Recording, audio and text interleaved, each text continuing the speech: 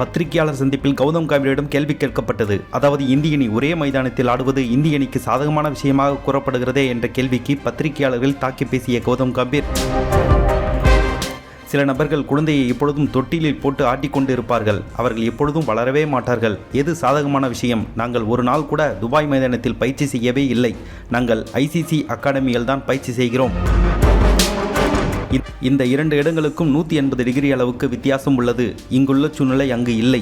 2 இடங்களில் இருக்கும் விக்கெட்டுகள் நீங்கள் பார்த்தால் அது பூமிக்கும் வானத்துக்குமான வித்தியாசமாக இருக்கும் என்றார் கம்பீர். இது பற்றி தென்னாப்பிரிக்க ஊடகமான IOL வெளியிட்ட விமர்சன கட்டுரையில், ஆஸ்திரேலிய அணிக்கு எதிரான அரையிறுதியில் வெற்றிக்கு பிறகு கௌதம் கம்பீர் பத்திரிகையாளர் மீது வெளிப்படுத்திய தாக்குதல் பைத்தியக்காரர் தரத்தின் எல்லை.